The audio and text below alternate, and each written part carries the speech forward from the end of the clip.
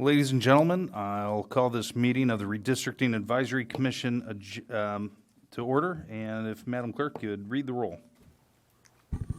Chair Seaborn. Here. Vice Chair Lira. Here. Commission Member Bushala, who I think is online. We'll wait for him to unmute. Okay, he can unmute as we're going. Commission Member Nelson. Here. Commissioner Jaramillo. Here. Commissioner Seminara. Present. And Commissioner Vallejo. Here. Thank you very much. And we also have on this agenda an ex parte communication bullet. I don't know what ex parte communications would have taken place, but I'll give an opportunity if anybody feels indulged to speak about it. And not hearing anybody jump on that, we'll move on to our public hearing. And this is the redistricting process update and draft map recommendation. The commission will receive an update on the redistricting process and recent community redistricting workshops and consider draft maps to recommend to city council. And to do that, I believe now we'll open up the public hearing. Could we have our interpreter announcements before we get into the Before we do that? Please. Sure. So first we'll introduce our, and I apologize, our clerk did put a note here for me to do that. Well, and I did scribble it. Bright red, 12-point font. So if our interpreters could come down and introduce themselves.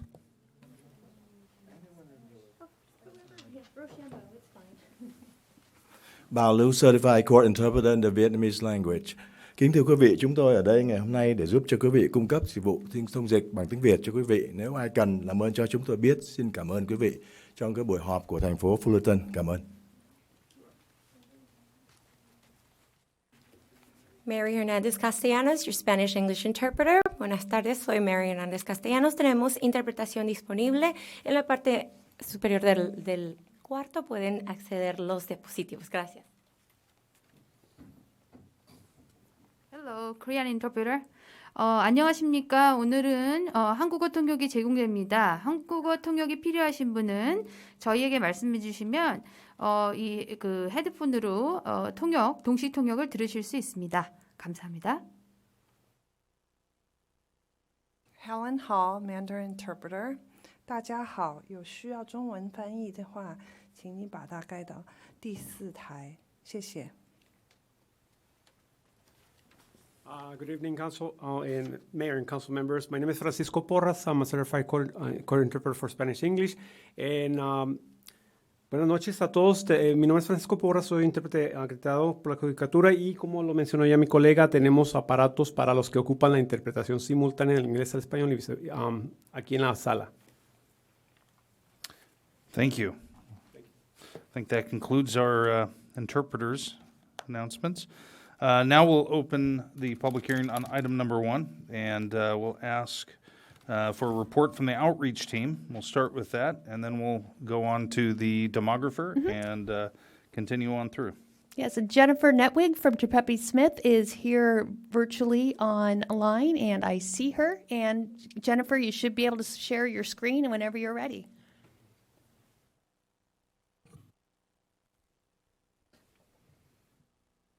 And we can see it. Perfect. Well, good evening, members of the commission. As has been mentioned, my name is Jennifer Netwig. I'm a director with Trepepe Smith, the public affairs and marketing firm partnering with the city and with NDC for the outreach and engagement surrounding this important issue. So thank you so much for the opportunity to join you this evening and to share an update on the redistricting workshops in particular, as well as some other outreach and engagement conducted to date. Oh, and I apologize. Let me go back to my first slide. Hey, Jennifer, this is just one of the commission members. Just, I know you're remote, and I'm sure it's just me, but if you could try really hard to work toward your mic, it's a little difficult to make it out. Thank you. Yes. And that's a good reminder. I will also slow down for anyone listening in other languages. So perfect. So we'll move on. On this slide, you can just see a brief overview of what we will be covering here tonight. Essentially, just an update on the outreach and engagement efforts to date and a high-level overview of some of the significant communication efforts moving forward. And here on this slide, you can see a summary of the various types of media we are incorporating into this redistricting outreach. And I guess before I get too much further, I do want to emphasize why this has been so important, because tonight, what Dr. Levitt will be sharing with you next are the maps and all the input that has been received as a result of this outreach. So as you know, being commission members, it really is so important to get the community members engaged, to get that awareness and participation in the process. So we've really been leveraging a wide variety of types of media and just different engagement methods to be able to reach the various pockets of your community. So you can see here, content has been posted and updated regularly on the website, including the city's meetings and agendas page, as well as the dedicated redistricting page, cityoffullerton.com/redistrictfullerton. Through that redistricting page, community members can actually sign up for redistricting e-notifications too, to get input directly to their inbox. So we have been sending out regular updates to those subscribers regarding redistricting events and other news. And we've been conducting direct outreach via phone calls and emails to community-based organizations. There's about 40 organizations or so on that list now that are getting direct communications and reminders. We've also been working with the city to push out social media around once a week in English as well as Spanish. We've been routinely sending press releases out about events like tonight's hearing, publishing flyers about events, again, like tonight's hearing, that go out in print and electronically. And then as I'll dig more into in one of our later slides, and as your clerk mentioned, there have been 3 community workshops that really do go above and beyond, since they're not part of the legal requirement for this process. And then next I want to highlight, in addition to all the different media approaches to conducting the outreach, there has also been a dedicated effort to reach out in a variety of languages. So as commission members, again, I'm sure you probably know, the Secretary of State only requires Korean and Spanish as part of this process, but the city has been pushing out materials and having interpretation available for Chinese, Korean, Spanish, and Vietnamese, in addition to English. And so many of the materials, including flyers and other content, have been in all those languages. And as you saw on the website, there are dozens of different languages available there as well. So we are reaching a variety of language speakers there. And then here, this is our last big update slide for you this evening, which focuses on those community workshops we've been talking about. So the city has held 3 community workshops. They ended up all being virtual to accommodate the COVID environment at the time, but you can see the dates there: January 13th at 6 p.m., January 29th at 10 a.m., and February 10th at 6 p.m. And so this was intentional to really sprinkle across the days of the week and the times to try to reach those different cross sections of your community. And each workshop gathered about 15 to 20 participants. And in each workshop, we went over the background information about the process, gathered community input on communities of interest and neighborhoods, and then went through practicing with the public mapping tools and answering questions as we went. And in that process, we really heard a lot from community members. So folks could unmute themselves or ask to be unmuted as they saw fit multiple times throughout each session. And we ended up getting nearly 30 different community of interest inputs from those community members. And if anyone's curious about those, or maybe still wanting to learn a little bit more about the process, those videos of the workshops and all the meeting materials are available on that website I mentioned, cityofFullerton.com/redistrictfullerton. And then looking ahead to outreach moving forward, here you can see the next 2 hearings coming up. We will continue to leverage all the different media methods that I mentioned earlier, and the different languages, of course, to continue publicizing each milestone as the process continues. And lastly, I do want to emphasize ways that community members can continue to engage. So there you can see a screenshot of that dedicated webpage, cityofFullerton.com/redistrictfullerton. Again, you can probably see on that screenshot the opportunity for people to click on contact. So that's a great tool. You can send input directly through that tab. And you can also find the link to sign up for those e-notifications I mentioned. And then for anyone who might want direct communications, you can see the email address listed there, districtelections@cityofFullerton.com. Or if it's even easier for some community members to just pick up the phone, everyone's always welcome to call 714-738-6350. And so again, I know our next presentation will be Dr. Levitt with the maps, which we're all excited to learn about, but I will open it up here if there are any questions on the outreach and engagement front. Thank you, Jen. Open it up to commissioners that would like to ask any questions about the outreach. Okay. All right. Can you adjust that volume back? Thanks. Technology is a wonderful thing when it works right, and it's challenging when it's not optimal. All right, thank you. I guess no questions, but we will move on to our report from our demographer, and we'll take that next. Good evening, and it's a pleasure to be with you tonight. Again, my name is Dr. Justin Levitt with National Demographics, and I am here to present on the draft maps submitted prior to our deadline for our consideration tonight. I apologize, cannot be there in person, but I hope that we can still have a robust conversation via Zoom. Just to kind of reiterate, I know Jennifer touched on some of this before, but you know, after our community workshops tonight, we're considering draft maps for the first time, but this does not end the process. Over the course of the next month, we have additional public hearings scheduled on March 8th and March 29th. These will take place as part of regular city council meetings. For members of the community that wish to submit draft maps before the next public meeting, perhaps as a result of some of the conversations tonight, that deadline for map submittal is February 28th at midnight. This is to give us enough time to draw the maps in and to have them ready to go to present to the council at that March 8th hearing.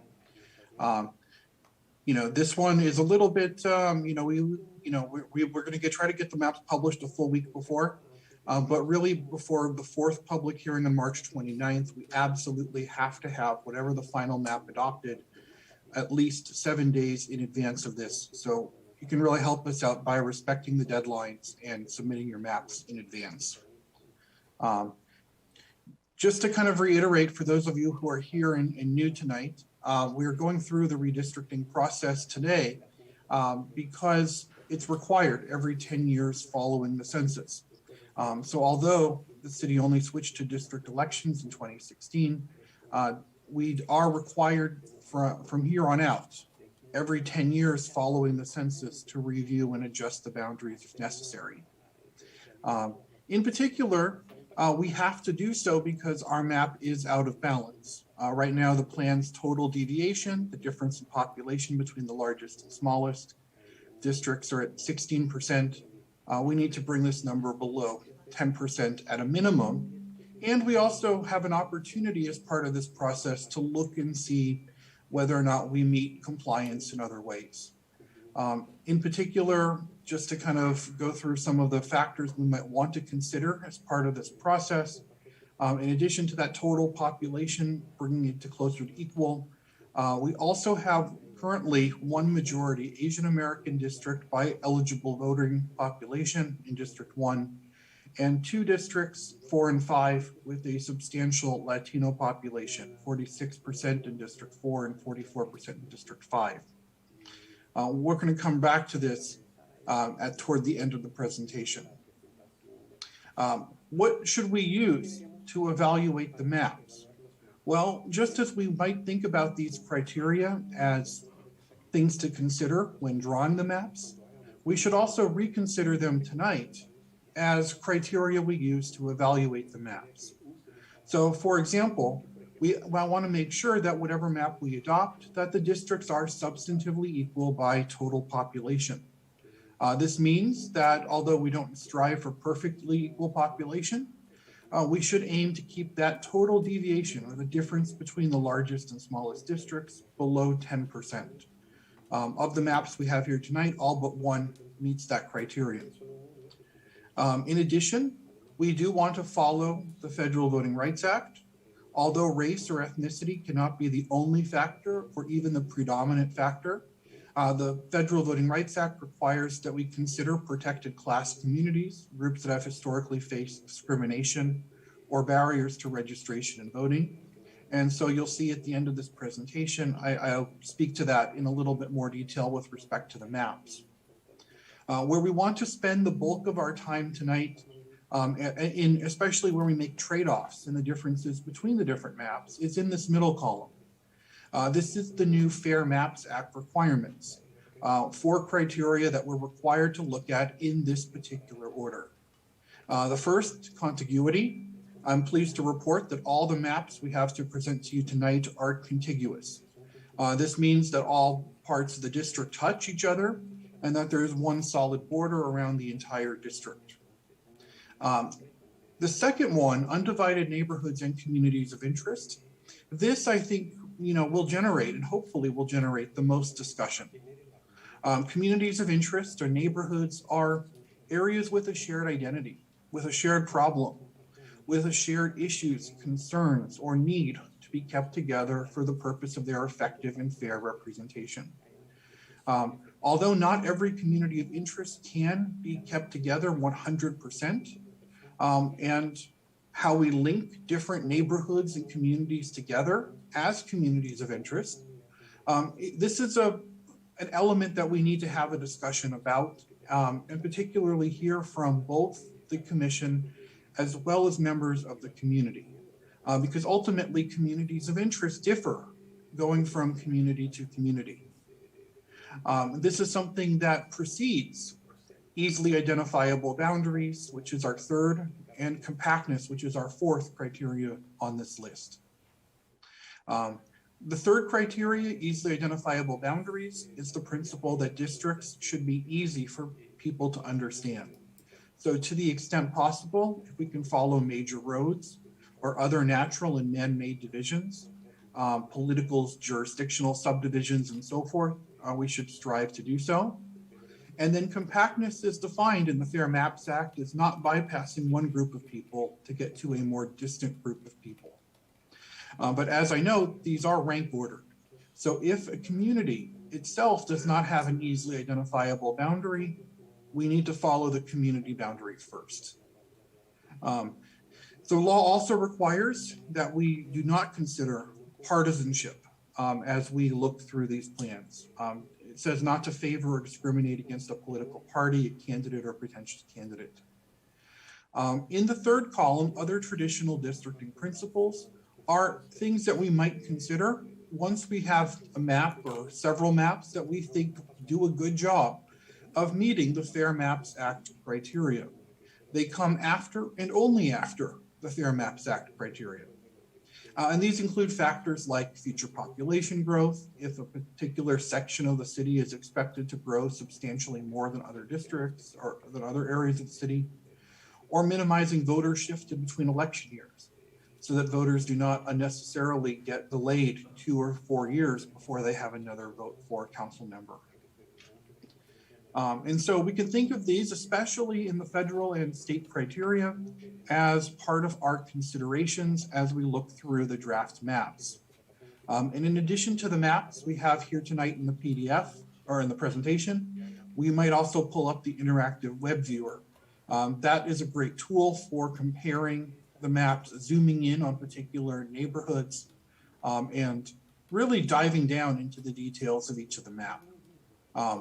So we might pull that up as we go through the conversation tonight. To give us a summary, we received 12 community drawn maps. One of these maps actually has 2 versions, a version as drawn on the PDF and a version that the population numbers match the population numbers written on that drawn map. And so we'll present both versions here on the next couple of slides. NDC also drew 3 maps, 112, 113, and 114, trying to incorporate some of the additional community feedback and testimony that we received. So we have 14 district map proposals tonight. It would be 15, but one of the maps, one of the versions of 105 is not population balanced. In addition, we also received 3 submissions of maps that show only a single district or show only a community of interest. For example, we received this screenshot of one map of one district in central Fullerton that was labeled the downtown core district. Because we don't have the full map submission, we only present this district, and you'll see it drawn in or partially drawn in to several map proposals as we go through later on. We also received a number of comments from an individual about environmental justice. Although we were not able to pull the numbers directly off the website, we did link the Cal Enviro Screen 4.0 environmental justice map that shows what areas of Fullerton are most highly impacted by environmental justice concerns. And it provides a tract level analysis for the entire state of which areas are most impacted by pollutions, toxins, smog, and the impacts of things like traffic and and other sorts of pollution. We also received a submission via Dave's Redistricting called My Neighborhood. And again, it was a screen cap submitted that we have here today that shows one community member's take on what he or she considers their neighborhood. And this is, of course, in the north central part of town, along Harbor between Wilshire and about Dorothy, or kind of just north of Dorothy Lane. In terms of the maps, we've kind of grouped these together based on similarities. I start with 105 because we received basically a map of 105 that was drawn, as you can see on the right. The map that's drawn on the right is not population balanced, but the population numbers and the units basically using our mapping tool actually correspond to the map on the left. And the map on the left matches the submitter's numbers exactly. And so this map on the left, the balanced map, is the population balanced version of the map that was submitted by this individual. Where possible, we've tried to draw everything in exactly as submitted, other than correcting for very minor technical errors. Some of the people who submitted via Dave's Redistricting, for example, submitted these road medians in the wrong district. And so we're able to fix that on our end to make sure that the proposal is valid. And so what do I mean by grouping together? Well, for example, 101 and 102, as you can kind of see before you, look very similar. Both of these more or less maintain the current district boundaries. 101 really makes the least changes possible. 102 makes a couple more modifications to follow major roads or for compactness. But both continue to have 5 districts that stretch into the center portion of the city. Both of these were submitted by members of the public. These are not consultant drawn, these are public submissions, but they're similar enough that we've kind of grouped them together on the same slide. And we would suggest that if the council was interested in one of these groups, you might pick a focus map or a preferred map from each group to narrow it down. Similarly, 103 and 104 both also look very similar in terms of their overall proposals, particularly districts 4 and 5 in the south end of the city are identical between these two maps. Actually, District 1 is identical as well. And the differences between 3 and 4, in 103, District 3 stays more of an eastern district. In 104, it stretches to get Fullerton City College, following the current District 2-3 boundary. In our next group, 109 and 110, following, we heard a number of community suggestions throughout the process that suggested putting all of the universities, or at least as much of the university and colleges as possible, into a single district. And so 109 and 110 we grouped together as these two maps that really have a horizontal District 3 through the central part of the city that connects Cal State Fullerton to the Fullerton College area in the north section of downtown, or the old part of the city, and keep District 2 as much more of a northern district, including the areas kind of north of Bastonchury on the eastern end of the city as well. 109, I do have to point out a couple things about 109. It is the only map with a majority Latino district in District 4, right at 50% Latino. However, as you can see, in order to create this district, they create a District 4 that does have sort of this hook that follows a very narrow line along the railroad tracks to get that portion of downtown. It also substantially reduces the Latino percentage in District 5 in order to do that. So there are some issues potentially with compactness, although perhaps we'll hear from one of the map submitters as we go through the conversation tonight. Ndc Map 112 was kind of an attempt to split sort of the difference between what we're seeing in this group of maps. So it does take the area north of Bastonchury and puts it into District 2, and it does connect the three colleges, Fullerton College, Cal State Fullerton, and some of the other universities in that eastern portion of the city. However, District 2 still retains the areas kind of along Harbor in order to, so District 3 doesn't go quite so far westward across that boundary. So this is just kind of one of our attempts to kind of look and see how can we make these districts a little more compact rather than taking District 3 all the way to Euclid, perhaps drawing it back toward Harbor to make it a little bit more compact.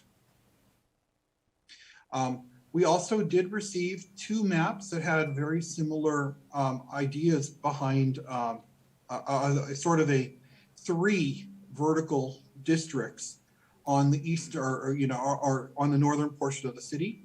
And we grouped these three maps together based on the idea that they all have sort of a 57 corridor or eastern vertical District 3.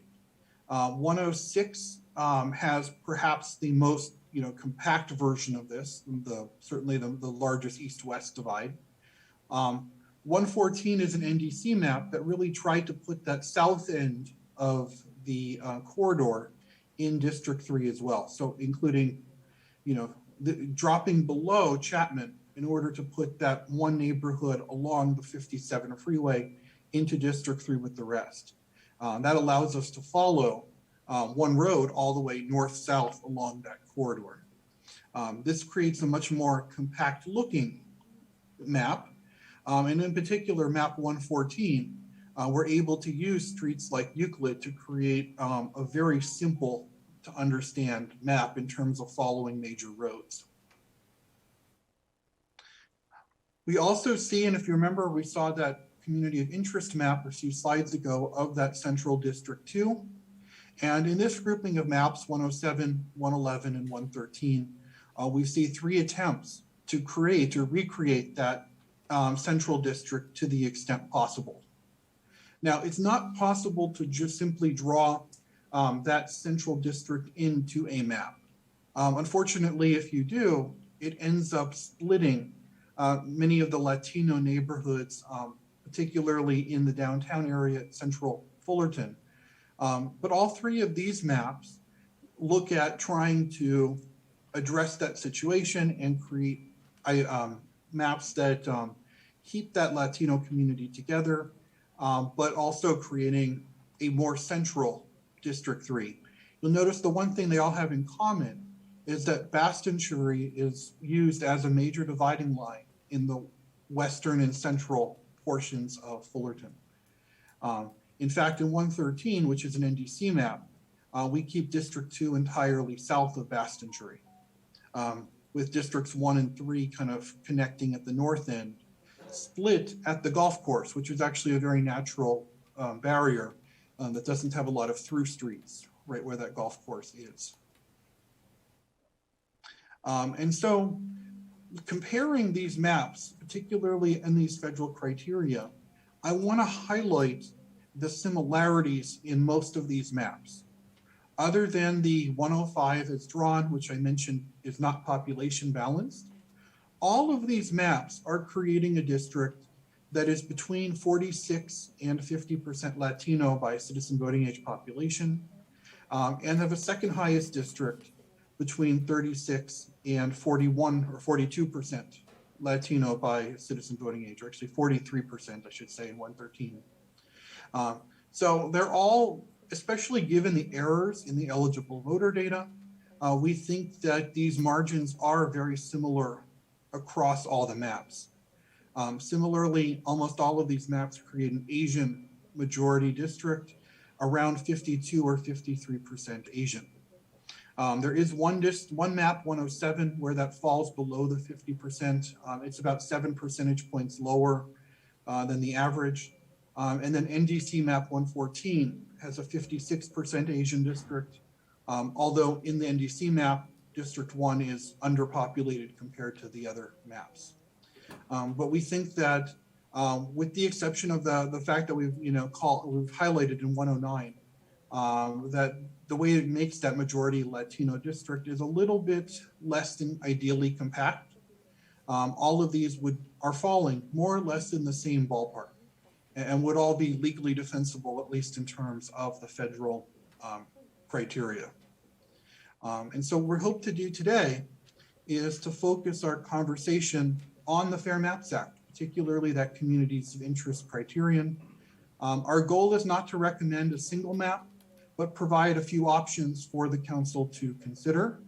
And if you think that there are parts or single areas or single districts that work or don't work in a particular map, that's even better than just saying, I don't like this map, or, I love this map, because it lets us know why. The more information we have, the more we can come to a better conclusion in the end. And so with that, I'm happy to take any questions. And I look forward to our discussion tonight. Thank you very much for that. I'll open it up to the commission for questions. Any member have questions? No? I have a question. Oh, yes, This sir. is Commissioner Bushala here. Sorry about earlier, my mute was on. Anyways, I noticed I'm on the city's website right now, and under draft maps, there's a draft map by Commissioner Seaborn and one by Commissioner Sabanero, but I did not see either of those two maps in the presentation. Is there a reason why? So we've renumbered all of the maps to starting with 101. Both of those maps are drawn in, and they're maps 106 and 107 respectively. Okay, 106. 106 and 107. Okay, thank you. Thank you. Any other questions for our demographer? Yes. Dr. Levitt, thank you so much for all the work that you've done with the community and in terms of drawing these maps in your presentation today. Just a quick question that I've been contemplating, which is that one of the criteria that's prohibited around redistricting is not favoring or discriminating against a particular political party. So how do we ascertain that if that data is not included here? Well, that's a great question. And I think that actually the fact that we're not including it and that we didn't draw the maps, or at least, we didn't analyze the maps with respect to partisanship, plays a big role in respecting that portion of the Fair Maps Act. We need to be able to justify whatever map we choose on the basis of the communities of interest, following major roads, all the other different factors we listed on there. If we can, and if we think that that's the best map, it shouldn't matter whether or not it favors a political party or not. Obviously, I can't stop people from, paying attention to that or making guesses as to who might win. But that's not, my analysis certainly did not include any knowledge of or attention to partisanship. And I think that if people bring up that as a reason for supporting or not supporting a map, the commission should ignore that as a potential consideration. Thank you for that. Thank you. Any other questions? All right. I don't think we have any other questions, but I'm sure more will come up. So if you would hang tight, we would now go on to open our public hearing and invite members of the public to go ahead and speak about this. And we'll do that at this time. I don't know if we have people online waiting to speak or if they're just here in the chamber, but perhaps our clerk could tell I us. suspect we may have both at some point. We do have a couple of hands raised in Zoom, so if you want to do that first, or we can do in person, whatever your choice is. Sure. We can start with the Zoom ones, but I would like a show of hands if anybody in the audience would like to talk later, maybe. We got 1, 2, 3, 4, 5. Okay. Hang tight. We'll go through our Zoom callers, and then we'll come back and give you an opportunity. Basically everyone in chambers. Got it. All right. We'll start with Zoom first to mix it up a little bit. And Matt Leslie, you should be able to unmute. Hi, this is Matt Leslie. Thank you for the opportunity to comment. I had 2 quick comments. Am I being able to be heard here?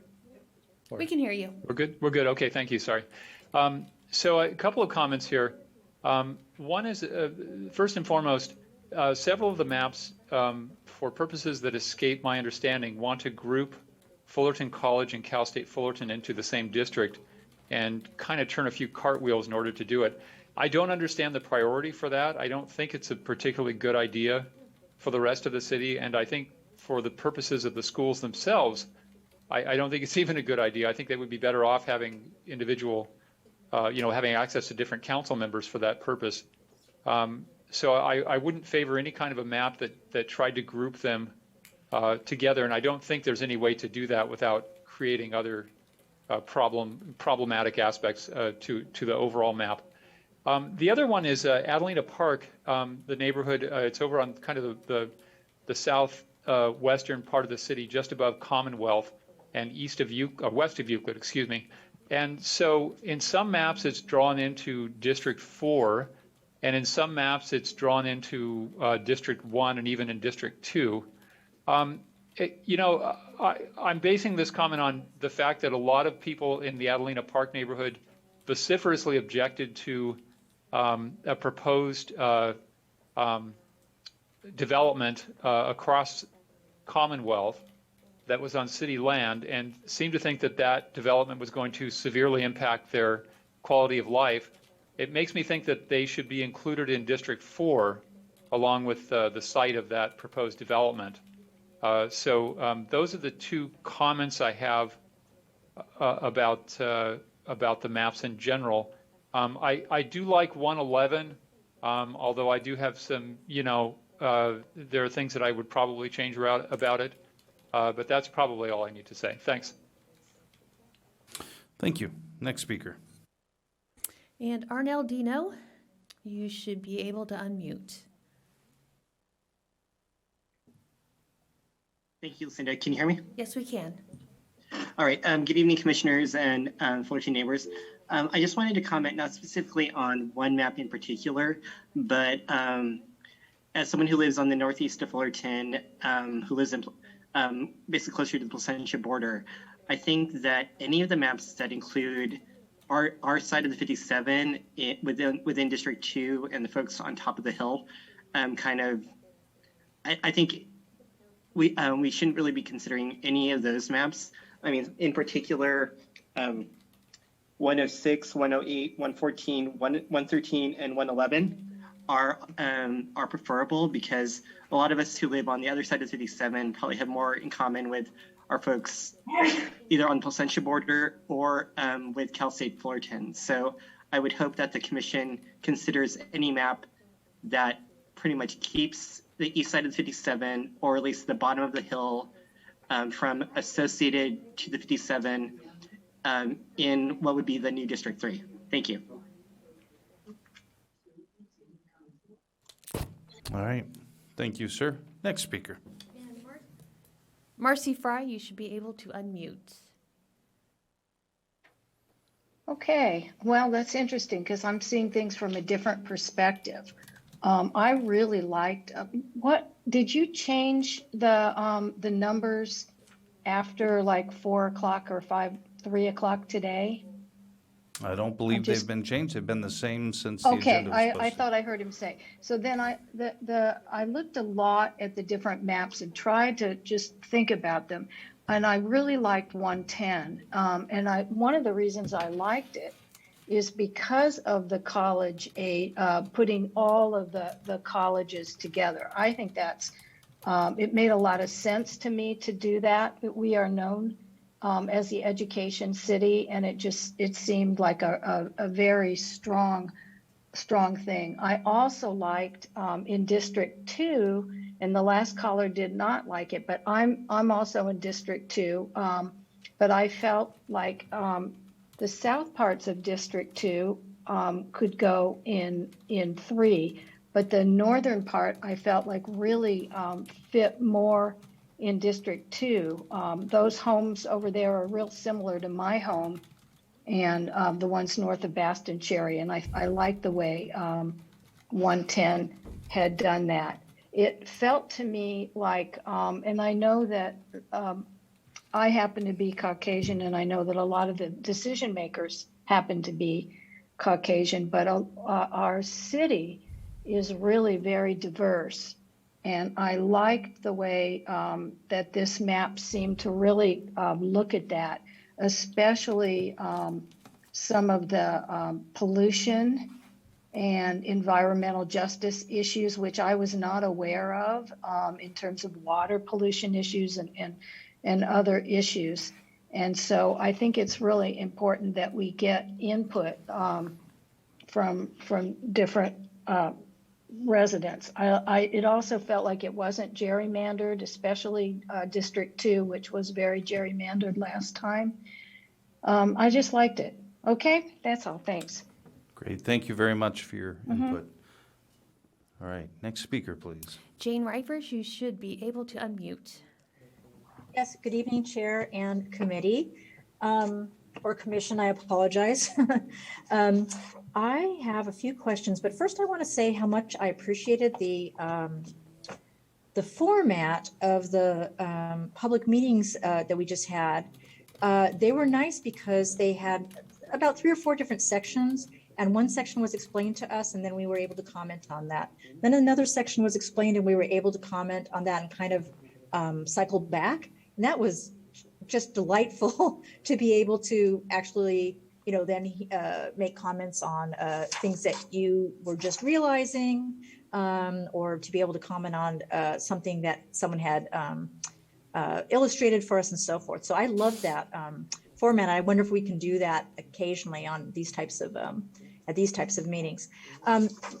One question is, I wonder if there's an official map of the current district.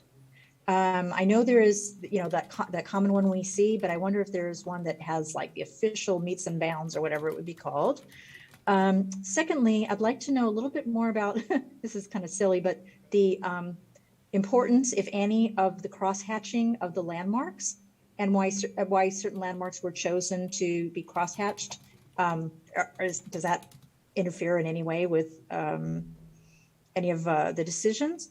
I'd like to know, possibly, if this is appropriate, who the Fullerton Redistricting Coalition is. Are they actually an entity, or just kind of know what the background is on that? And also, I found that the maps very hard to read because of the older districts, the current districts overlaid on them. And I wonder if there'd be a way to tone down the intensity of that, to be able to bring it up or down, so you could see the maps without the reference to the current districts. I like being able to see the combination, but I also would like to see it without for that kind of evaluation. And let's see here. Also, there seem to be some discrepancies between the current district map and the paper districting map that we were given to work on. And I'm wondering why there were discrepancies between the two maps, because they both seem to represent our current situation, yet the paper map did not match the current district map. So could there be a little bit of a discussion on that? I was surprised to see a number of some substantial discrepancies. Thank you for your patience with all these questions. Thank you, Jane. I will ask Dr. Levitz, please, after everybody has a chance to speak, maybe you can circle back and answer those questions. Some really good ones in there. All right, our next speaker. Okay, call in user 1. You should be able to unmute. Good evening, everyone. Maureen Milton. I have a question about on the colored maps in the lower left-hand corner. I believe it's the lines of the city. There's a little tiny triangle, half triangle, that is a totally different color than the purple color. I think that's District 4. What is the reason for that? That's my main question. I was really surprised to see the totally different color from the purple. I believe it's purple on District 4. Maureen, I'm going to go out on a limb and say I believe those are the freeways that are showing up on the map. They look like the same color as the other districts. So. Oh, so that's the freeway then? Yeah, that little triangle is pretty much all freeways and the park and ride. Okay, 'cause I thought that was really weird when everyone said when you said before that everything, the same district should always touch. So I thank you so much, but that caught my eye right away. And thank you so much for the great meeting. Great, thank Bye. you. Bye-bye. She can't hear me. Amina Kazi, you should be able to unmute. Hi, everyone. First, thank you to the commissioners and all the folks who submitted maps. I knew it was a lot of a labor of love for many of us. I'd like to say that the current map and a couple of the maps do cut my neighborhood in half, such as map 101. I live on West Valencia Mesa Drive, and currently my neighborhood is cut in half. So I would really like to make sure my neighborhood is around Fern Drive Elementary is kept whole. I'd like to also make sure that our community in Sunny Hills is kept together. Amherst Heights, West Coyote Hills, Valencia Mesa, West Valencia Mesa, and the lake area. It's very important for the AMEMSA community as well. I've also, we've recently bought some office space in East Fullerton. And so I'm down Chapman almost every day. And I really also support the creation of a central Fullerton district that encapsulates that commercial quarter, but also the historic neighborhoods around Chapman, and just preserving that area. I think keeping the university and the colleges together is actually a great idea because of the similar interests and because so many kids or young adults who move from Fullerton College go on to Cal State Fullerton and their families are involved in that journey. I think that's a great idea to keep the universities together. So I support map 110. That was my favorite. Thank you. Great. Thank you very much for your input. And we'll go to our next caller. And this looks like the last hand raised in Zoom. Harry Langenbacher, you should be able to unmute. Hello, I'm Harry Langenbacher. I live in Fullerton, and I want to speak in favor of map 110 and specifically speak about District 3, which is of that map, which is where I live in. And keeping the colleges together because I and everyone that lives near the colleges has a common interest in that we are affected by the colleges. We have both benefits and impact from the colleges.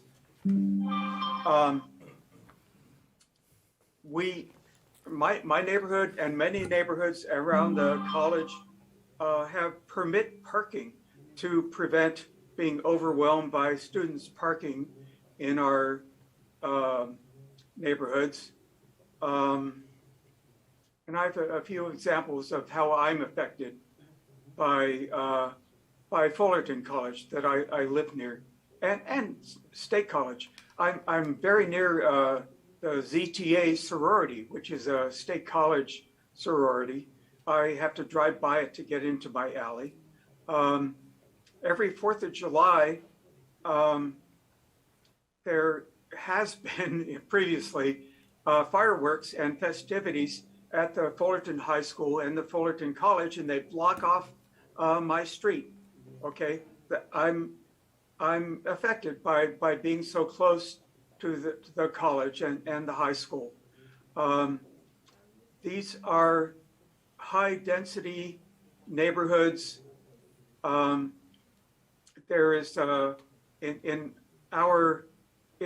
Map 110's District 3, there is a high percentage of renters as opposed to homeowners. There is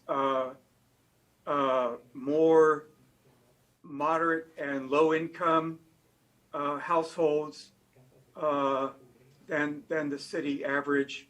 It's a district that has common interest.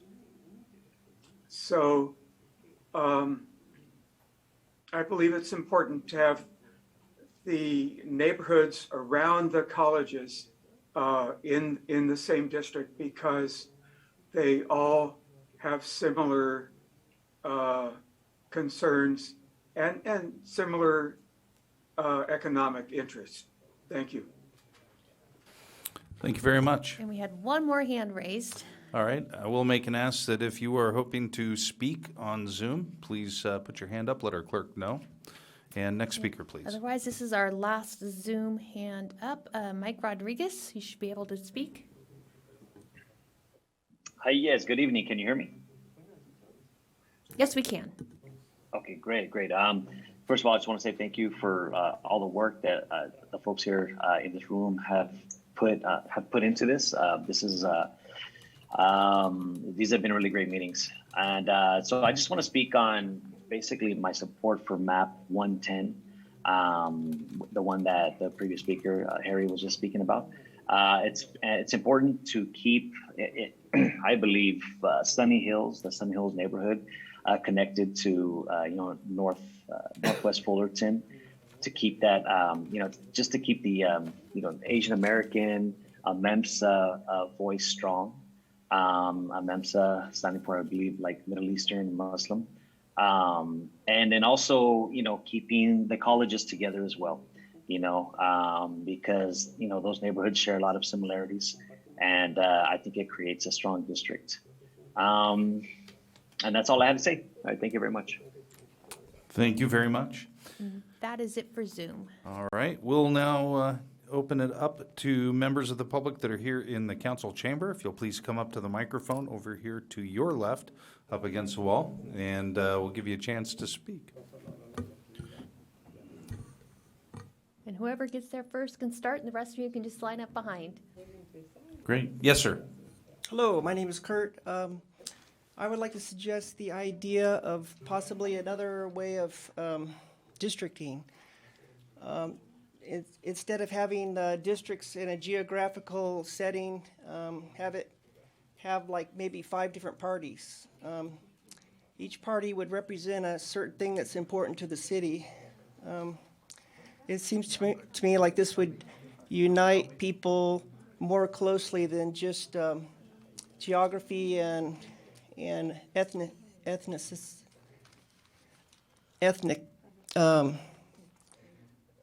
things in common. So you might have one party that would be for education. So a lot of the schools, people that live next to the schools might not be really interested in education, but if you had a party that was that emphasized education, one could emphasize environmental, another could emphasize human resources like poverty and homelessness. And that's my idea. Thank you. Next speaker, please. Hello, my name is Kayla Asato. I just wanted to talk about Map 110 as the Fullerton Redistricting Coalition has put forth, of which I am a part. I do a lot of ethnic studies organizing with Fullerton College, Cal State Fullerton, and a lot of them have a lot of similar things in common. The housing insecurity around both of the colleges, whereas in a vertical split, they'd be split up. But also to some of that data, like if you look at Maptitude, you can see how the housing insecurity, the renter, the multifamily home district of the Map 110's District 3 is really drawn. In a lot of the vertical splits, you split up and disenfranchise those communities. And that is not something that or I'm sure anyone who cares about like housing justice would really want to see. And I just really wanted to voice my support for Map 110 based on the housing insecurity elements, as you can see through Maptitude. And yeah, thank you very much. Have a great rest of your night. Thank you. Next speaker, please. Hello, my name is Blendy Morales. I'm a community organizer with Orange County Congregation Community Organization and also a Fullerton resident. OCO works to develop grassroots leaders to bring systemic change that results in creating communities where everyone can live with dignity. I work along with other organizations, and we have been able to form a coalition where we gather input from the community. I have been a Fullerton resident my entire life, and I have lots of love towards my city. But I'm worried and concerned that history will repeat itself and our voices will be thrown out like they were in 2016. But I do believe that the Fullerton College and the Cal State Fullerton should be kept together.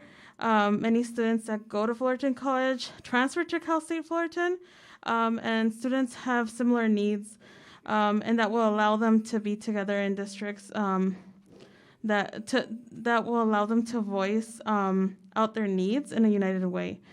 And Map 110 also gives us 2 Latinx plurality districts. This is why I support the Fullerton Map 110. It keeps my community together and allows us to elect the candidates of choice. Thank you. Thank you very much. Next speaker, please.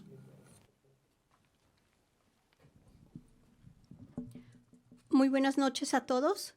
Mi nombre es Analeti Hernández y soy líder comunitaria en OCO. Y OCO es parte de la coalición de redistribución de distritos ciudadanos aquí en Fullerton. Me gustaría compartir con ustedes quién y dónde está mi comunidad de interés. En el área de Fullerton donde yo vivo, la comunidad es principalmente latina. Actualmente vivo en el Distrito 5. Por lo tanto, por la Lemon y la Camagüey. Yo vivo en unos apartamentos de bajos recursos y sé la necesidad de tener viviendas accesibles. Donde yo vivo, sé que tienen una lista de espera muy larga y por eso sé que mi comunidad necesita mucha ayuda para poder vivir con dignidad. En donde yo vivo no hay mucha seguridad pública.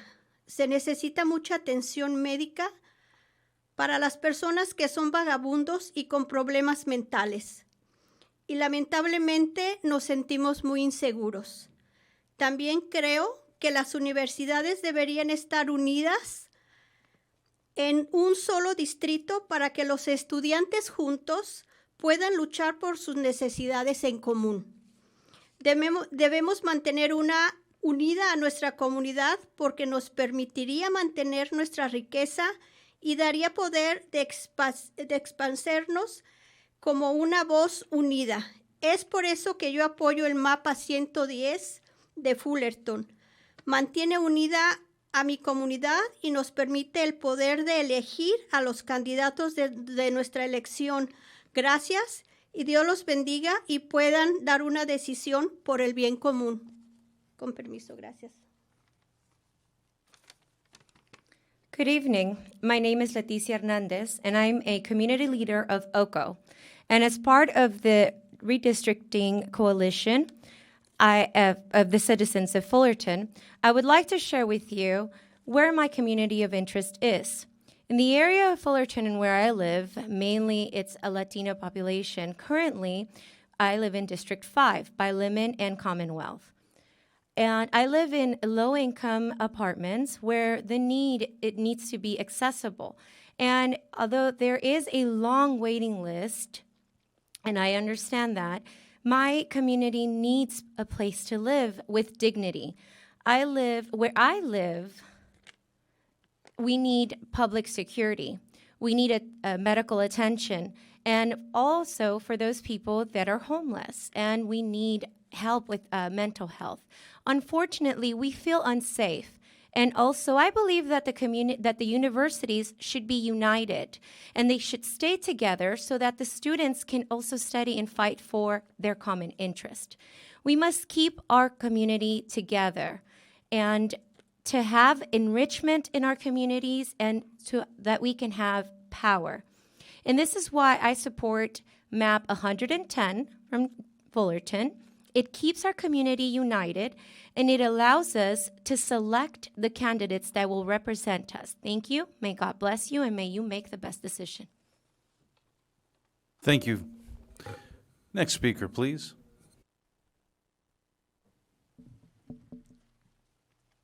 Buenas noches. Mi nombre es Alma Chávez y vivo en la comunidad de Wilcres, alrededor de Highland y Orange Store. Soy un líder comunitario de Oco. He sido residente de Fullerton desde el 2000. Mi preocupación que mi comunidad sea dividida. Por eso, concejales y personas que están ahorita, no me gustaría que mi comunidad de Wilcres fuera dividida. No es justo que algunas comunidades del norte de Chama siempre tengan prioridad en Fullerton, siendo que los colegios de Fullerton y Cal State deban estar en un mismo distrito, pues ellos tienen las mismas necesidades en común. Es por eso que yo apoyo el mapa 110, manteniendo a mi comunidad y nos permite el poder de elegir a los candidatos que nos representen. Gracias.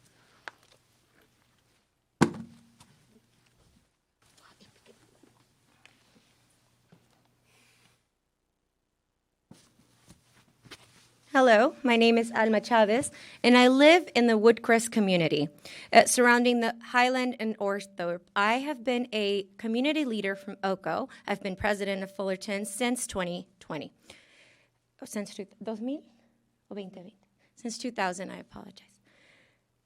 It worries me that my community will be divided by this council. I don't want my community of Woodcrest divided. It isn't fair that some communities are divided, and it's fair that we keep these communities to the north of Chapman always together, and that they give priority to the communities north of Chapman in Fullerton. I feel that the Fullerton College and Cal State Fullerton should be in the same district as the other two places, so this way the students can have their needs, their common needs met. And this is the reason why I support Map 110 from Fullerton, and it keeps our communities together, and it allows us to select the leaders that will best represent us. Thank you. Thank you. Next speaker, please. And just real quickly, if anybody else would like to speak, please line up on the wall. Otherwise, we're going to probably go back to commission conversation. Hi, I'm Father Dennis Chris from St. Philip Ndc Parish, and that's basically the western side of the city. And so there, I would say that the main two districts for us are most important are the 1st District and the 4th District. I would say one thing about the 3rd District, that I do think that keeping Fullerton College and Cal State Fullerton together, I think, is important. I spent a good time being a student before, and splitting them would basically eliminate their voice in there. With regard to 1 and 4, I like the map that's 110. And I don't think that adding Adelina to 4 would help. In fact, what it would do is dilute the Hispanic component of number 4. And to the person who was speaking at the beginning of saying about that particular fight over the affordable housing project there at the border of Adelina 4, if there was a Hispanic counselor from District 4, that project never would have been put up at all, or would have been put up far later. What it is this community needs to be heard. And if Adelina Park is added to 4, it will just dilute the Hispanic community and guarantee another 10 years of a white guy running that particular district. And so I do think it is very important that that boundary is kept as it is in number 4. There's plenty of representation. Nice, District 1 is also in my parish. Lovely place. Plenty of representation there, for the voices of those people. But District 4, the Hispanic population there, desperately needs a voice in the government here. Thank you. Thank you. Next speaker, please. Thank you. I'm Vince Buck. I have a couple of comments. First off, I am a little disturbed by the response to not including the political data, partisan data on the information that has been presented. If we are not supposed to, what were the words, favor or discriminate against political parties, we can't know if we're doing that if the data is not there. I mean, it may be inadvertent, it may be unintentional, but if we don't know it, we might end up with 5 Republican districts, we might end up with 5 Democratic districts. So I think it's essential that data be included. I might add that the NDC has been accused of lack of objectivity in certain places, Santa Barbara County, Arizona, for instance, and so I find that answer somewhat disingenuous.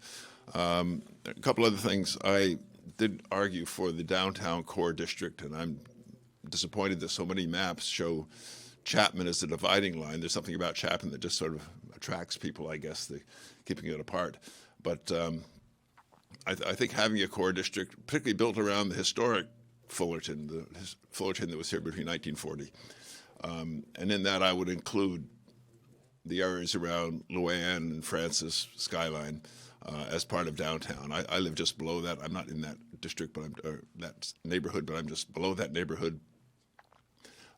We are affected greatly by the college, parking, noise, et cetera, and so forth. So I would like to be, the way map 110 now is drawn, I am in that downtown district, but I think that those other historic buildings, the historic part of Fullerton, should be included there as well. So that's one thing I do like about the map 110, which has been talked about so much. The other thing that I find positive about that is that it divides the eastern Fullerton into 2 districts. The northern part, north of Ashenterry in particular, is substantially different than the southern part. So I think those being in separate districts is beneficial. Thank you. Thank you. Next speaker, please. And I believe this will be our last speaker. Yeah, there's some neighborhoods that I'm not going to speak to a particular map, but that I think we need more information about. There's the area on both sides of Harbor when you go to the north part of the city. When you cross Las Palmas, both those neighborhoods are similar, but there's a tendency to divide at Harbor because it has the feeling of being a major street there. But those neighborhoods are similar to each other and to no other neighborhoods there. Other consideration is I like that was one of the maps that the demographer created where he included the Chapman Park neighborhood with Cal State Fullerton, thinking back to when there was discussions about the College Town specific plan, that neighborhood.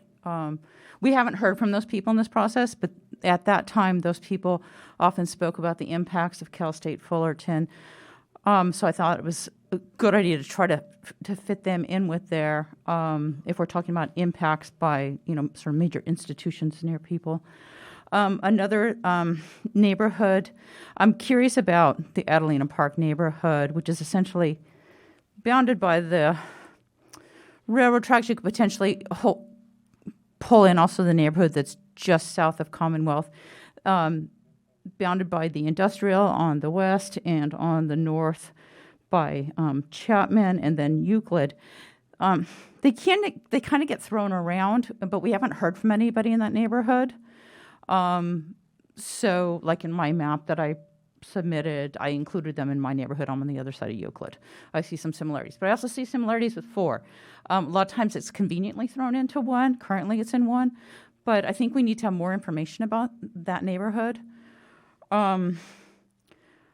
I support the idea of maximizing representation of the Latino neighborhoods. I struggled back in 2016 or 2015 and struggling again now trying to maximize those numbers and make it make sense and keep the right neighborhoods together. 4 has sort of a very natural division. The one piece that's kind of up for grabs-ish that I keep trying to figure out is, we look at the north-south divide. Some people look at Chapman, some people look at Commonwealth, and some people look at the railroad tracks. And I think we need to really look at that in the map I submitted. I'm not trying to push for my map, but just to understand some of the reasoning. There's a section of, where Amplify was built on Commonwealth, on the south side of Commonwealth. If you go from that eastern edge over, continue east, there's a neighborhood. It's very similar to people south of railroad tracks, even though the railroad tracks divide them. Thanks. Thank you very much. All right, I think that is going to conclude the public comments for this hearing. We'll bring it back to the commission. And I would like to have our demographer, Dr. Levitt, if you could comment on some of the questions that were asked. In particular, I know Ms. Reifer's questions, I certainly would like to hear some answers for. Sure. I can start with the cross-hatching is purely cosmetic. It just indicates areas that are considered parkland on the maps. It has no other significance other than that. Parkland? Park. Okay. Park or golf course, open space. Okay, so not of a historic significance, but of an open space recreational significance. Okay, thank you. Yeah. Or cemetery or just any kind of open space is typically, that's what they are. Not industrial, not commercial, but just open space. We do have, in addition to the maps themselves, we do have our interactive web viewer, which I just pulled up, where you can view any of the maps with or without the current district boundaries showing on them, where you can zoom in and out to see a whole lot more detail than you can in the PDF maps. Unfortunately, when we make PDFs, we do have to make trade-offs or choices about what we show. And one of the things we often get if we don't show where the current boundaries are is people want to know how the current boundaries overlay on them. In terms of discrepancies, I'm not aware of any discrepancies. Our boundary file came directly from the city for the current district boundaries. If there are issues with that, I'd be happy to look into that. If Ms. Reifer wants to send me an email or send an email to district, our Fullerton districting email, I'd be happy to look into that to look, see if there's anything wrong there. Well, we use the files that were sent to us by the city. Now, sometimes the census geography doesn't exactly match where we see things on the ground, because the census actually uses addresses, not lines on the map, to determine what is where. And so if there's an area that she has concerns about, I'm happy to look into that to see what is going on. And other questions, I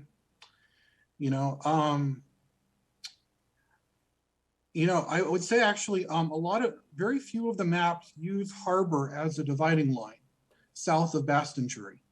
Now, north of Bastonjury, there are quite a few maps that use Harbor.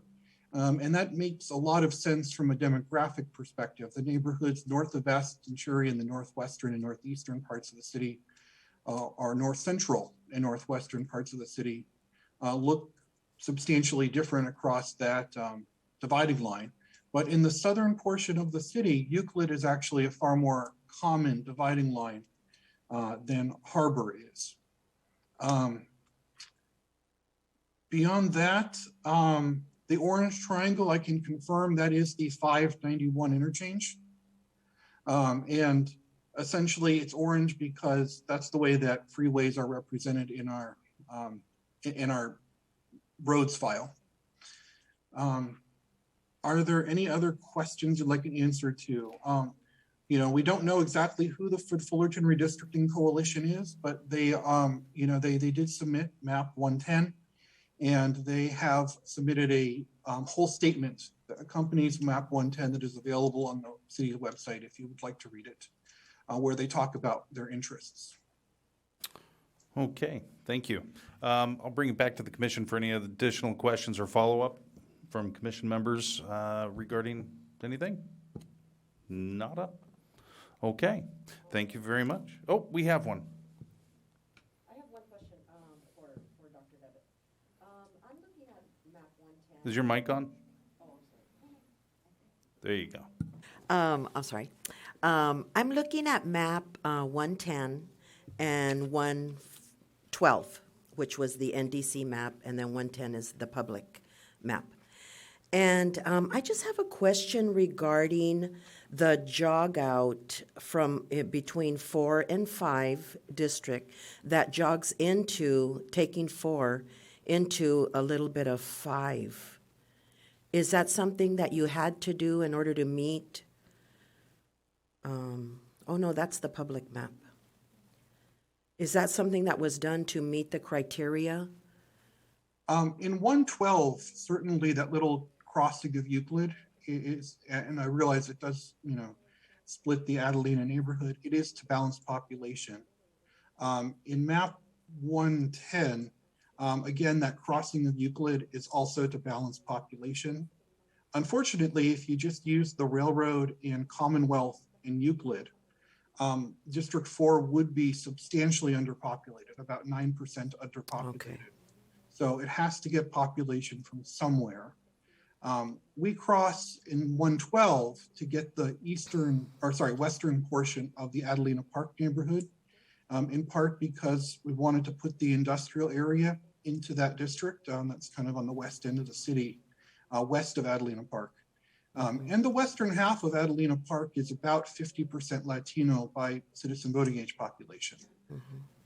The 110 crosses Euclid, but wants to maintain the railroad Commonwealth as the northern boundary. So that's where they get their population from. Okay, thank you. Great, thank you. Yes, looks like another question.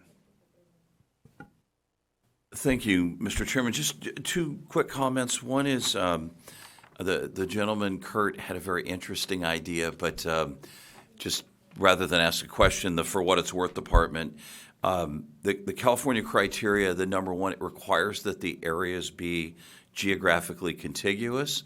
And although it would be very interesting to see where all the people that have a shared common belief system lived, it'd be kind of a chaotic district. But I don't know that that's available. Just wanted to comment real briefly. There were some discussions both from Mr. Buck, which, by the way, I've never seen without a beard, but I have now. Maybe I've just been gone a while. But my experience in listening to all the comment generally, Fullerton College is really more of a downtown feature. My children, all three of them, have gone to Fullerton College. We live in the far northwest corner of the town. So although my children go to the college, they actually live in District 1. My wife grew up in Fullerton and went to Fullerton College originally. She lived in District 2. And my niece and nephew, one just graduated from Cal State Fullerton, but they live in District 4. And I guess the point is that aside from the fact that Fullerton College has roughly 19,000 students and Cal State has over 30,000, Cal State's footprint is enormous. I mean, it's Corona to probably past Cerritos on the west side, and very massive commuter school, freeway-oriented, and certainly Fullerton College, the 19,000 don't all come from Fullerton, but probably a much smaller footprint. But the point is that the students and their community of interest there is very diverse because they don't necessarily, and in most cases don't, actually live in that district or vote in that district. So although the colleges are both, in fact, educational institutions, I just don't see that Fullerton College and Cal State Fullerton have a whole lot in common aside from that. Our downtown campus of Fullerton College has always been distinctly part of downtown, and the east side really is its own entity. And some of the people, even at our first meeting, were commenting on both of those, and it just had an impact on me, and I agreed with it, that they're, aside from the fact they're both actually universities and college-oriented, that's about the end of the commonality from my standpoint. Thank you for your comments. And if there's no other questions for the demographer, we do have a question for the demographer. Okay, if we don't have any other questions for Dr. Levitt, I'd like to go ahead and close the public hearing and bring it back for deliberation and selection of a map, if that's okay. All right, not hearing any dissent, we'll go ahead and do that. We'll close the public hearing, bring it back to the commission for selection of draft maps that we can recommend to the council. And I'll open it up to Kitty, if you'd like to go ahead and start us off. One thing I'd like to say is this is such a coincidence, shows what kind of person I am. In studying all the maps last night, I had kind of finalized my thought that I thought that map 110 and 112 were the closest to what I would think our district maps should look like. And then today I found out that I see that everybody is around 110. Which it kind of reminds me of the previous district mapping when we did this the first time around, and everybody was for a certain map, especially the community, and we all worked hard for months and months and months, and of course, council didn't pick it. So we're hoping this time that we all up here make the correct decision for our community and do the right thing. And I also have a comment regarding Sean's comment about the colleges. I looked at it a little bit different. I looked at it because of what I used to do in code enforcement, is the neighborhoods around all the colleges, JC, or they call it Fullerton College, and Cal State Fullerton, the neighborhoods all have the same issues. And that's how I looked at it. I didn't even look at the student population or anything like that, or what they would feel or say, because they're coming from everywhere, even other cities, the students. But the neighborhoods that these colleges are in, they suffer with all the same issues that any house located around a college campus suffers with. So that was one thing that I thought that brought them together as as neighborhoods, neighborhood issues, same problems. So I automatically thought they should automatically be together. And another, I just have to make this one comment too. I was shocked that people on this panel our commissioners submitted their own maps. I don't know, I just felt like it was a little unethical. I didn't know we were allowed to do that. I would have never thought to do that. I thought this was something that should be done by residents of our city and with the demographer's help. And I don't know, I really didn't, that kind of rubbed me the wrong way, I gotta say. Thank you. Thank you. If we just continue down the dais, Mr. Nelson, did you have anything else to add at this point? Nothing more. I think there's been a lot of good input. I think Commissioner Jaramillo does have a point with the parking issues. I just, listening to Vince, I don't discount that at all because it's very real, parking issues in both locations. I don't think that the maps that try to segregate out just the downtown, they probably accomplish that, but don't accomplish a lot of other things. And there was another point about someone made about the Eastern District, the College Park neighborhood. There were a few maps that did include that, with the Cal State Fullerton issue. And I know people have lived over there, and as Commissioner Jaramillo's pointed out, they certainly have those impacts from Cal State and the parking stuff. So I did like the maps that, like 114, and there were some others. But I know that that Chapman Park neighborhood, even though it is south of our sort of Chapman-Malvern, it did tie it into the college, which seemed to be helpful for them. Thank you. Vice Chair Lira. Thank you. I like a few maps that were actually presented. 114 was definitely one of them. 110. But there was also some other districts that, for some reason, didn't make much sense as far as splitting it up as much as we did in the maps that were presented. But to touch base on what Ms.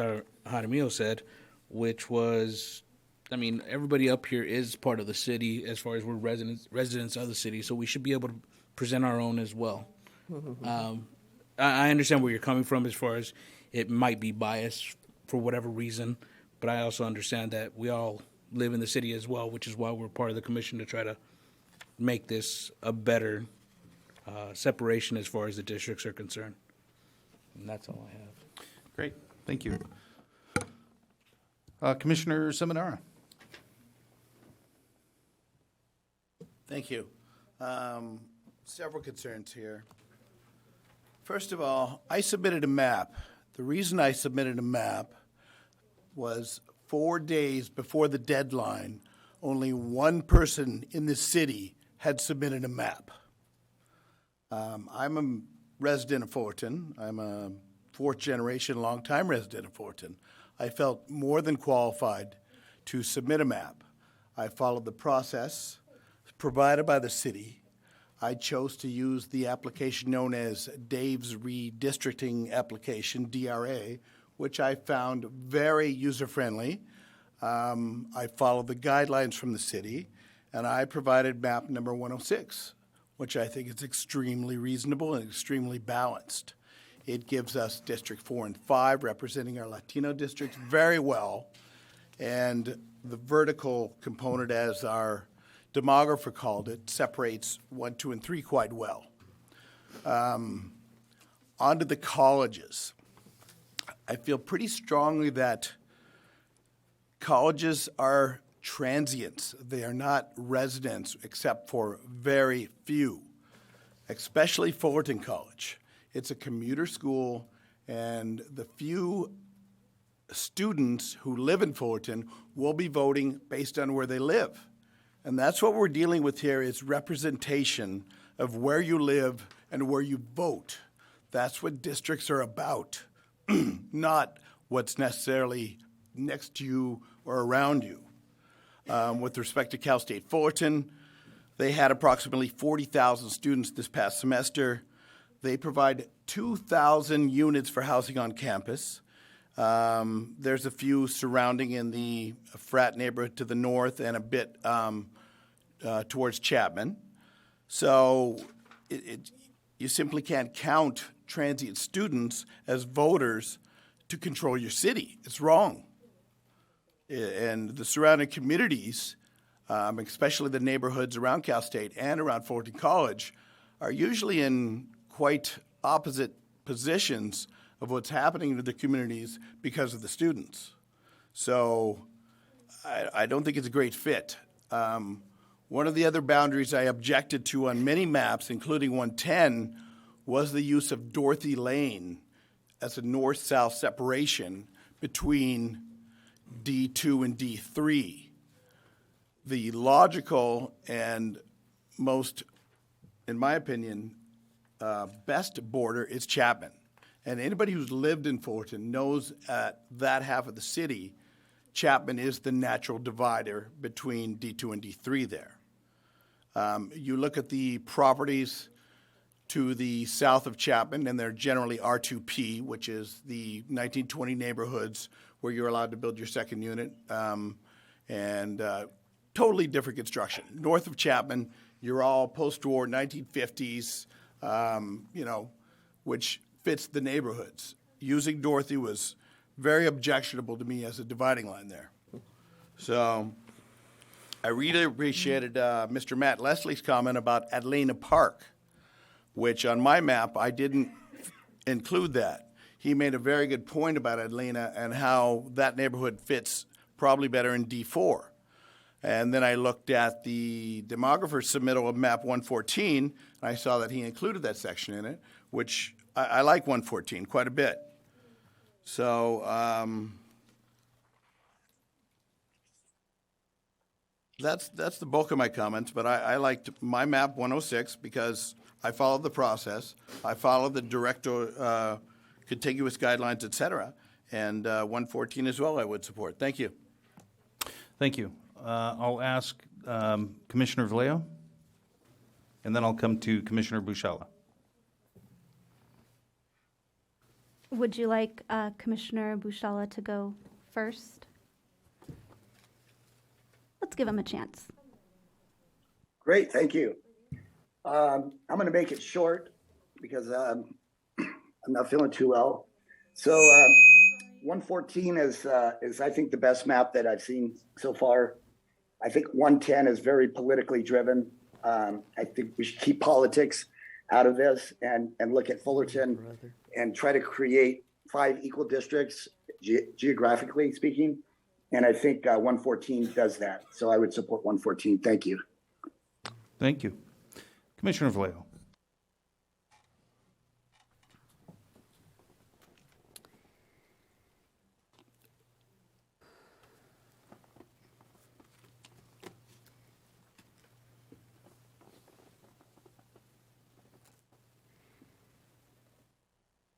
I am particularly partial to map 110 and map 12.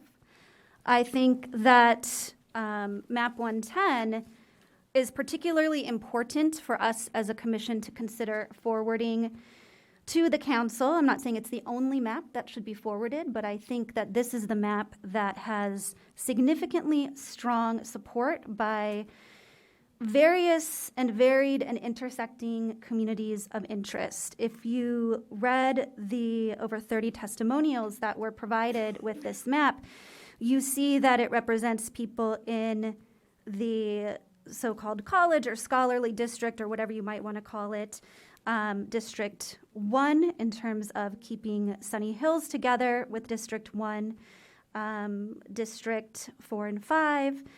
And I'm particularly also interested in this horizontal configuration of District 2 rather than the vertical configuration in some of the other maps of District 3. I think that the Craig Park area, Gilman Park, has much more in common with District 2, where I currently live now, than with the college areas in terms of socioeconomic status, renter, housing burden, and other important factors.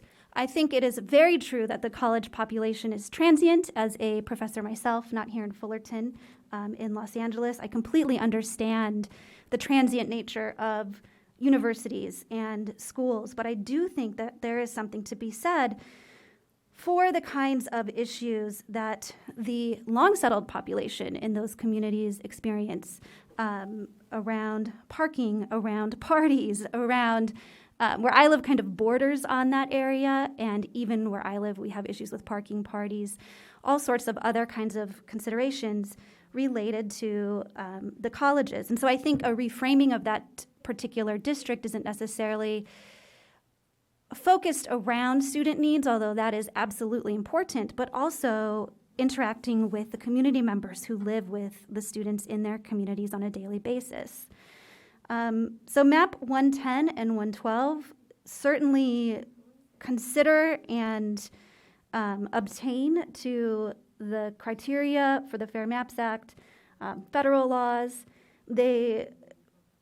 There was a collective process in creating this map, bringing in multiple members of the community.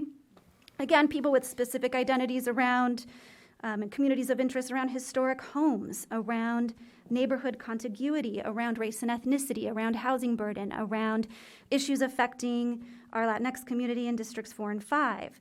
I think that this map in particular is the map that was created by the community, and it is people working together. It is people working in collective processes such as this that define our community, that help us think about our collective futures in Fullerton. And so for me, this is the map that represents that process. Thank you. All right. So to answer the question about why I would have submitted a map, to Commissioner Seminara's point, at the time that I submitted it, I think there was only one person that had submitted maps, and there were, I think, 5 or 6 different versions. So to at least give us something worth discussing and considering beyond one person's multiple ideas, and you know, those are their ideas are certainly worth discussing here. But I wanted to have some diversity and some discussion. And so we haven't talked about the one that I submitted, and we don't need to. But I'm glad I submitted it so I can compare it to the others. And I'm looking at it and I'm going, you know, I probably made a couple of mistakes here. Maybe this neighborhood really should be over there and this other one should be over there. And I think if we look at any of these maps, we're going to find issues with all of them. Mm-hmm. There's going to be somebody that disagrees with something on every single map, no matter what is selected. Mm-hmm. I see issues with all of them, but I'm feeling less, I have fewer issues with a few of them and more with others. To the point about the colleges and the connections between them. They're educational institutions, and there is an element that is in the neighborhoods around it that is particular to education. I think we can all agree. But to say that you need to have a district for colleges is a bit like saying you need to have district for all manufacturing. And if you have a manufacturing business, we got to go up and grab that business and go over here and grab that business and lump them all together so that they're represented. I don't think that's the right approach either. I think you have to look at who lives in the neighborhood and what do they, how do they view their life? What's their sphere of influence, so to speak? I grew up next to Fullerton College. I never identified with Cal State Fullerton. I identified with downtown Fullerton. And that's where me and my friends would go after school, would walk downtown and rummage through the pawn shops and then end up going home. And that was my connection and why I felt that, you know, downtown and Fullerton College kind of go hand in hand. And Cal State Fullerton is really a different animal in that regard. There are students that actually live on campus who do vote. There are students that live immediately adjacent off campus that will vote. And there's a huge population that commutes to Cal State Fullerton. So giving all those things consideration, I don't necessarily see a nexus that we need to reach halfway across the city or beyond to connect to different areas, simply because of the business that they're in. I heard a lot of, I heard 2 folks talk about 110 and being supportive of it. I heard 4 people talk about 114 as being good right out of the box, and I have to agree. I think 114 is good. The other one that I like is 111. There's a lot of elements to it I think make sense. I would like us to consider proposing to the council to consider 114 because there are at least 5 of us that feel pretty strongly out of the gate that that's the one to go with. And you know what? None of us had anything to do with making it other than serving on this commission. That was prepared by the demographer based on community input that they received and that they looked at in different versions of how that might be interpreted. So I like 114. I think 106 was a good one. It wasn't my favorite. I think 114 probably touches or checks all those boxes that I think are really important to me. And I can't get behind connecting areas that just don't, you know, where you really have to stretch your imagination on how they connect. And that's what I'm seeing with 110 and 112 on how they connect the 2 colleges, or the university and the college. That one's challenging. With that, we do need to make a recommendation to City Council. Oh, Chairperson Seaborn, Yes. may I add something? Absolutely. Thank you. I also heard Commissioner Lara say that he appreciated 110 as well, so I would say that that was 3 people for 110. And I would also like to remind us that we can put forward more than one map, correct? Absolutely. Great. Yeah, thank you for that clarification. I did miss that. So we have, if I'm looking at these, just tallying it up, I have 1, 2, 3, 4, 5 for 114.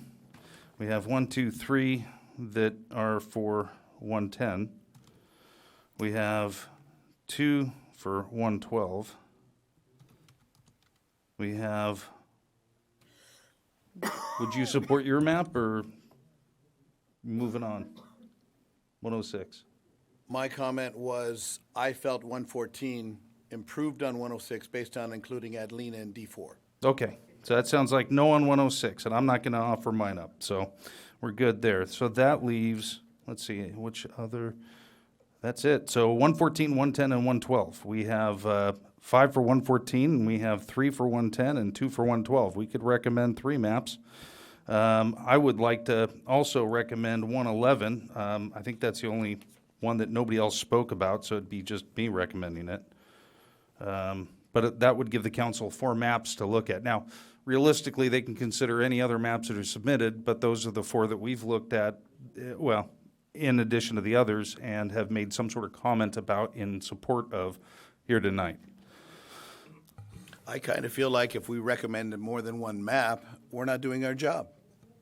I think this commission or committee was tasked to come up with a best solution and not a group of maps. The council could have done that on their own. Therefore, I'm willing to move to recommend map 114.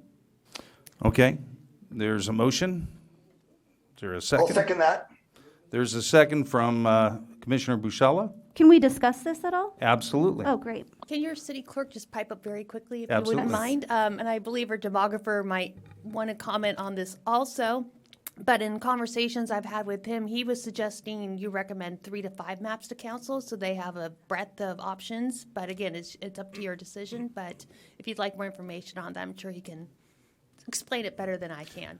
Let's ask our committee members if they have any thoughts on it they want to share, and then we'll turn back to Dr. Levitt. If he has anything else to add, we'll take a vote. All right, Commissioner Vallejo. Oh, I'd love to hear from Dr. Levitt about the typical process in terms of the number of maps. It is my understanding as well that typically 3 to 5 maps are forwarded to a council when you have a commission, advisory commission structure such as we have here. I think that the next part of the process, of course, is hearing more from the community. We still have more community hearings and input to be heard. And so it is incumbent upon the council to hear from a number of people in the community to understand the arguments for particular maps. I think that gives people the opportunity for representation, people the opportunity to argue for particular maps, whichever map they see fit. And the council can then make the decision based on that. Thank you. All right, I'll turn it down here, Commissioner Vallejo, or I'm sorry, Armio. I agree with what Jody just said. I think 3 to 5 is good. I think 3 is adequate. 1, let's give them a choice. Maybe there's going to be a lot more input. They're going to hear a lot more stories once council is up here and not us. So we don't know what's going to happen. I think it just, leaves it in their hands to decide. Absolutely. Thank you. Commissioner Nelson. So I don't disagree. Obviously, the council's going to make whatever sausage they make, so we just make a recommendation. I would say this, just trying to listen to everyone. I think NDC did a map 112 that combines the colleges but includes College Park. I think, just personally, I think that's a better map than 110. What I see as a flaw with both 112 and 110 is they're very narrow on the north and south border of the college. So although they're describing the communities like Commissioner Jaramillo mentioned with all these impacts, but all the impacts are in other districts. But I think 112 is a better map than 110. And quite honestly, The one thing, Commissioner Seaborn, that you brought up about map 111 that I thought was unique is it does probably a better job of keeping, a few comments came in the letters about keeping that sort of northern, sort of western Sunny Hills type district in one area. I hadn't spent a lot of time looking at map 111, but you mentioned it. It looks like a different map than the other things we've talked about. I think 111, 112, and 114 gives a nice variety, and I would suggest that. I realize that we could spend till tomorrow at sunrise and the council do something totally different anyways. That's their prerogative. But at least it gives them food for thought that we've thought about these. And quite honestly, if I had the tool right now, I could tinker with 114. And there's things I'm looking at that I would change. But again, they're going to do that anyway. So just for what it's worth, 114, 112, and 111 looks like a nice variety that catches a lot of the comments that have been made both tonight and previously. Thank you. Thank you. Vice Chair Lyra. Just to clarify, I guess, what I was saying as far as with respect to map 110, the reason why I said 110 was because of the fact of the public support for it, that there was so much as far as the public comments, which is why I would recommend just putting that out to the council so that they can decide whether that was one of the maps that you considered. But as Mr. Nelson was saying, map 112 kind of goes with what I liked about 114 as far as adding in Adelina Park into District 4. So I would like to, I guess, change my recommendations for 114 and 112. Okay. All right. And I think Commissioner Buchala is the only one that hasn't commented on it. Did he have any comments before we call a roll call vote on the current motion? No comment. Okay, let's go ahead and take a roll call vote on that. And this is the motion just to recommend map 114. Correct, and only 114. Yes. And we will start with Commissioner Buchala. Yes. Commissioner Jaramillo. No.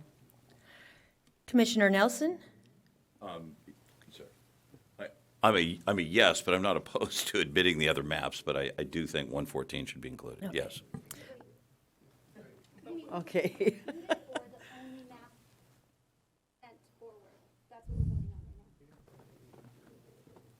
I understand your statement. I am a yes to include it. Again, I wouldn't be offended if we include the other maps. It's my suggestion to include two others, but. So say no. So you're voting yes to forward You send one map. Can you turn your microphone on, please? You're voting yes to forward only 114. Well, I'm voting yes to forward 114, but if, when the vote is concluded, if someone else made an additional motion to perhaps send 112 and 111, I would support that as well. Okay. Okay, where are we? Commissioner Seminara Aye. and Commissioner Vallejo. Nay. Vice Chair Lyra I'll say yes. and Chair Seaborn. I'll say yes, but I really do think we need to offer up some additional maps in along with 114. Right, and that one passes 5-2, and now you can make another motion if someone like. Which I will. I'll go ahead and actually, I believe Member Nelson made a statement that sounded a lot like a motion for a couple of additional maps. Well, it was a forecast of a suggestion, but Mr. Chairman, I would like to move that we also forward on NDC map number 112 and the public map number 111. Okay, and is there a second? I will second. I'll second that. Okay, we've got a couple of seconds. Appreciate that. Does anybody wish to comment on these before we take a roll call vote? Sure. The only reason I recommended one map only is because I felt as the commission, the majority should make a decision and make a simple recommendation for one map. The additional maps can always be considered by council. Council can reject all of our maps or select any of the maps. That was simply why I recommended one only. Thank you. That makes sense. I appreciate that. Thank you. All right, if there's no other comments, we'll go ahead and take a roll call vote on it. Sorry, quick comment here, question. Go ahead. Could we just neglected to hear from the demographer about the typical process in terms of the number of maps that are usually sent forward to the council in this kind of commission structure? Very good. I will ask Dr. Levitt if you could explain on that. How many maps typically might be submitted to the Sure. council for final consideration? Sure, and if I can just caveat this, one of the things we are dealing with here is the fact that this is kind of the only commission meeting that we are holding. And so normally a commission would make one recommendation. However, given that the commission doesn't have time to request revisions and alterations, we suggested that the commission give 3 to 5 options of the council to choose from.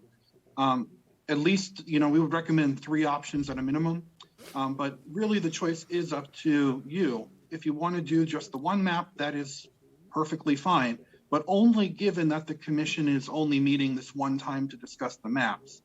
That's the main reason why we suggested 3 to 5 maps. Thank you. I appreciate that. All right. With that, we'll call for the vote. It's a roll call.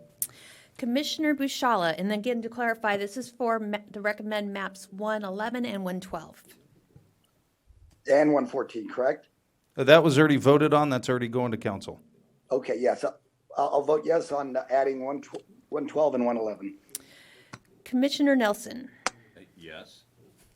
Commissioner Jaramillo. Yes. Commissioner Seminara. No, simply because I object to 112 and the boundary drawn around Fullerton College. Commissioner Vallejo. Yes. Vice Chair Lyra. Yes. And Chair Seaborn. Yes. And passes I also 6 object to to 1. that boundary around the college, but let council sort it out. Well, I object to Adelina. All right, so you have your vote count on that? And I'd also like to make a motion that we consider sending map 110, given the significant public support and testimonials around that map, even though I understand that map 112 does a very good job of also incorporating a number of the issues related to map 110. I would at least like it to be on record that we considered that. Okay, is that a motion? Yes, it is a motion. All right, is there a second? I second that motion.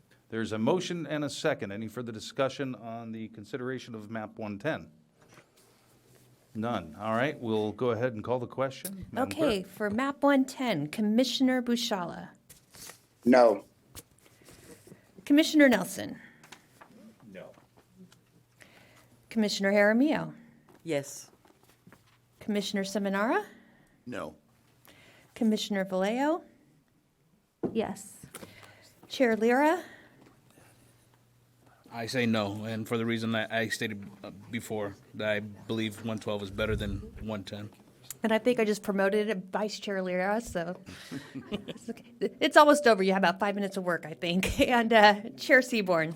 No, I think 112 meets those same obligations or those same desires. Okay, so that motion fails. Thank you. All right. Yeah, I know.